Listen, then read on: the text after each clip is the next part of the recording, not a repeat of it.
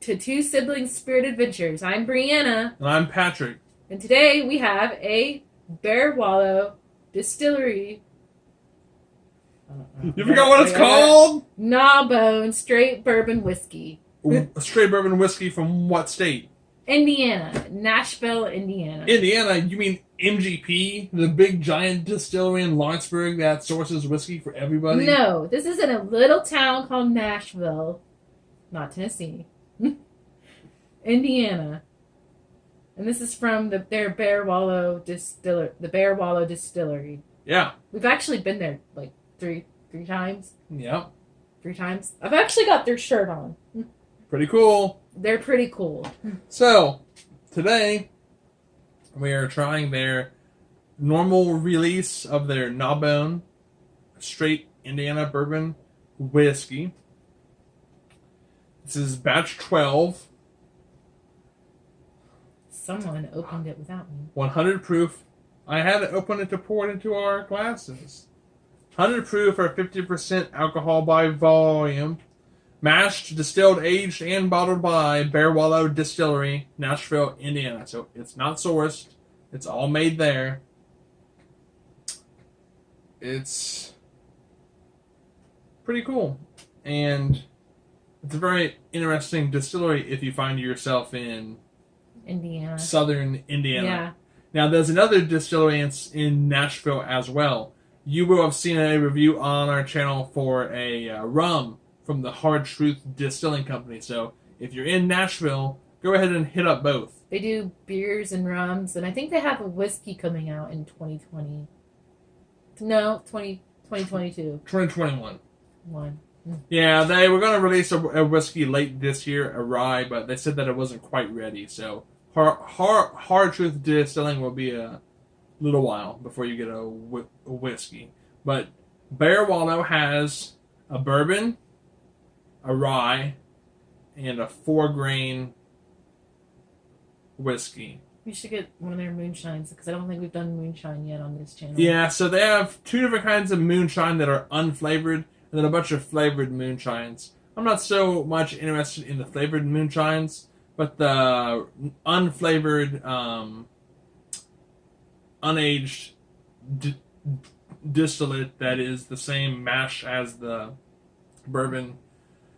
It would be interesting to try that and compare it to the bourbon. Have a before aging and after aging comparison. So one day you can probably expect to see that on the channel. But for now, they're straight bourbon. They're Gnaw bourbon whiskey. On the nose. Smells like stale bread. Yeah? To me... Like the bread chips you get in, like, trail mix. I know I compare almost everything to trail mix. Are you like a trail mix connoisseur? I know, I barely eat trail mix, but, like you know, like the little bread chips. Yeah. To me, it's like buttered caramel popcorn. You know, maybe. That's what I get. I do smell the butter. I got dry bread from the... Okay. Buttered caramel popcorn. What do you think about that color, though? That color is really dark and caramely. It's really cool. Especially for only being, like, 2.5-ish years old. They age their stuff in 25-gallon barrels from Kelvin Cooperage. You smell a little bit of maple. Maybe. I mean, just a tad. I mean, I get caramel, buttered popcorn, and then... I don't know about maple. I think that there might be some cinnamon hiding back there. Buttered popcorn, huh? To me. Now, that doesn't necessarily mean it has to be what it reminds you of. I still think I like breadsticks. Like plain old dried breadsticks. Okay. You want to move on to the palate and see what we get there? Yes. All right.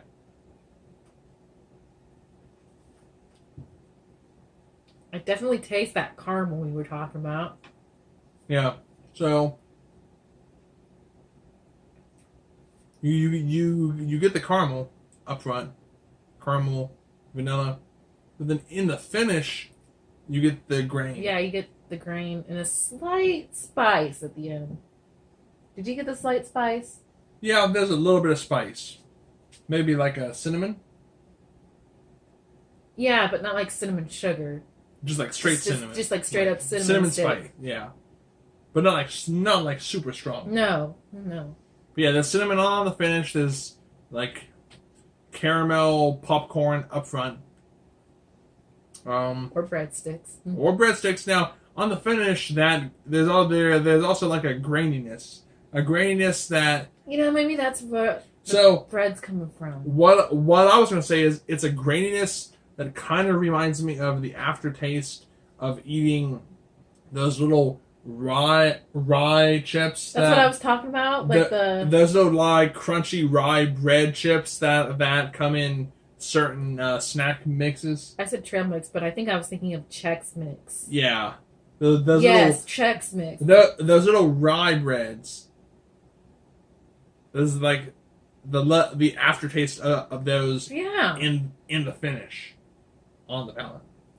So, do you want to try to add a couple of drops of water to see what happens? I think it can stand up to it since it's non-shell filtered and 50% ABV. You want to do the spoon or the dropper?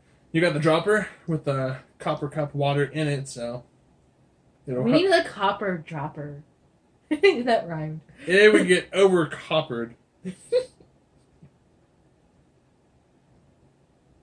Do 3. Then drop me. Too big to drop.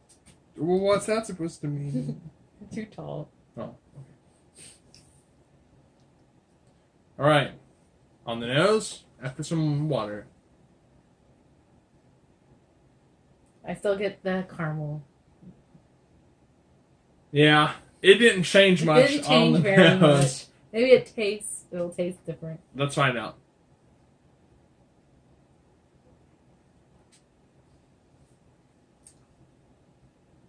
I do get more of that spice. Yeah, so the spice has showed up with some water. It always does. It reminds me of something. Oh gosh. What does it remind you of, Pat? It's like a memory that's trying to surface, but I don't know what it is yet.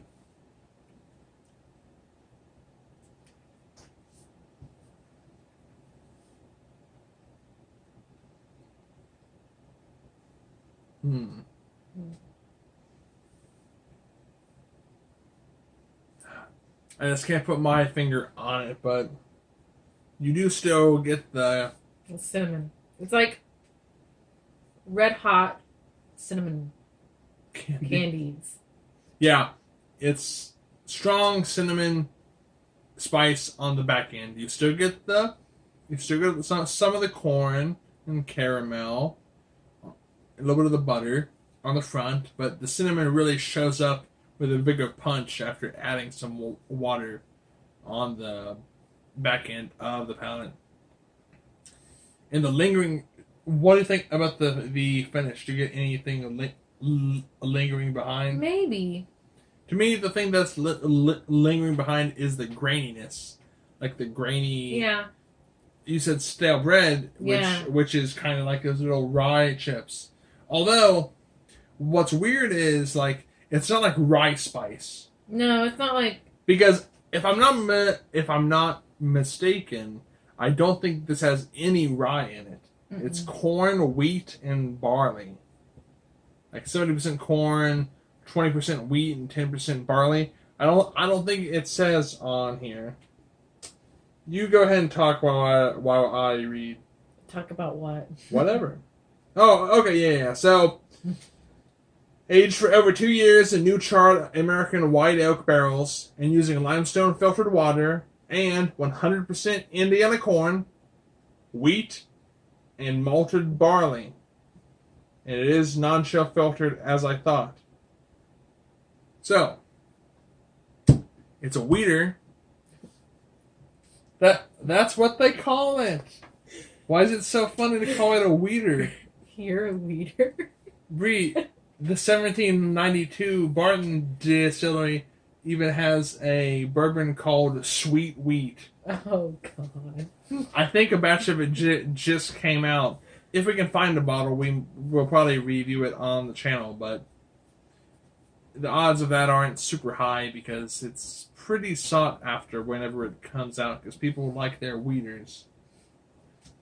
Although, there is a wheater that people overlook and don't tend to reach for, and that's a Rebel Yell.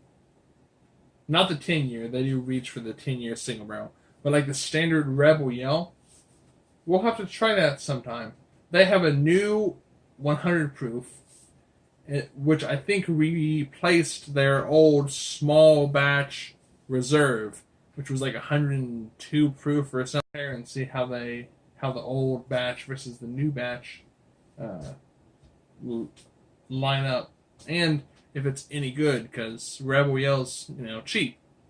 Now the 80 proof is notoriously not good, but I've heard good things about the 100 proof. I think it's Bourbon Night did a review of it and was pleasantly surprised. So, what do you think of the Gnawbone bourbon from the Bear Wallow Distillery? I like it. Yeah, it's definitely good.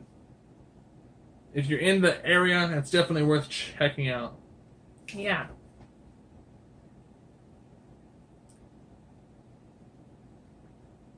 Anything else to add? It's spicy now. Yeah.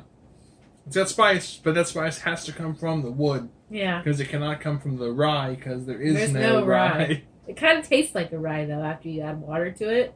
Because of the spice. Yeah. Yeah. So, without further ado, cheers. Cheers.